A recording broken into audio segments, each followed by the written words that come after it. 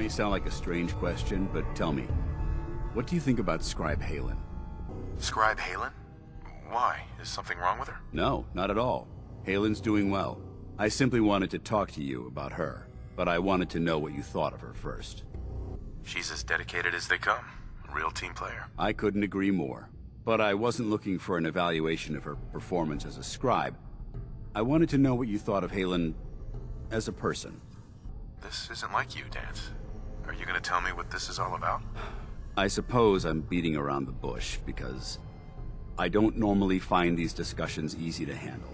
I'll try and get right to the point. The truth is, I'm worried about her. Since you and I are getting along so well, I felt like I could confide in you about it, to get your honest opinion. I appreciate that you value my opinion so highly. Tell me what's on your mind. Let me explain everything from the beginning. A few months before you found us, one of my men was shot multiple times by raiders. Halen stayed by that knight's side for 2 days straight, without sleep, fighting to keep him alive. But he was on a slow decline.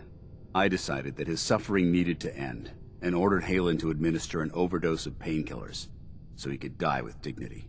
Even though I'm certain she wanted to continue fighting for that knight's life. She injected him without question. Are you asking me whether or not I approve? Of course not. I stand by every order I've ever given. That soldier was gravely wounded. Even if, by some miracle, he happened to survive, he would have been paralyzed for life. But the decision whether or not to ease that soldier's suffering isn't the point here. The point is what happened later that same evening. Halen approached me while I was on watch. She didn't say a word, but I could tell something was wrong. After what felt like an eternity, she collapsed into my arms, crying. I didn't know what to do, so I just held her for a while.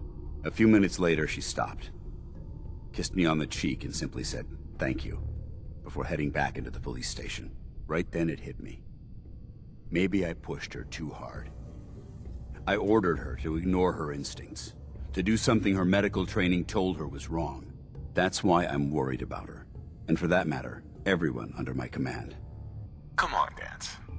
What is it you're really worried about here? I don't know. Look, 4 soldiers. Over half of my team are gone. Each one of them died because of decisions that I made. I understand the risks that come with the job. We all do. But how can anyone have confidence in me anymore? Hell, how can I have confidence in myself? Snap out of it, Danse. You're a soldier, and we're at war. You're right. I'm sorry that I even brought this up in the first place. Well, it looks like things have taken a turn. I signed up to be your sponsor, so I teach you everything that I know. But it looks like I'm the one that needed the lesson today. All joking aside, I'm pleased that we had this discussion. And with all the problems you're facing, you still took the time to listen. It's comforting to know that I can speak to you as more than just your commanding officer. Next time you want to talk to me about yourself, try and be a little more upfront about it. I apologize for that. I've never had anyone who actually cared how I felt, so I have a difficult time opening up. Anyway, thanks for letting me get that off my shoulders. I think it's been weighing on me more than I realized. I'm only sorry you had to see me at my worst, instead of at my best.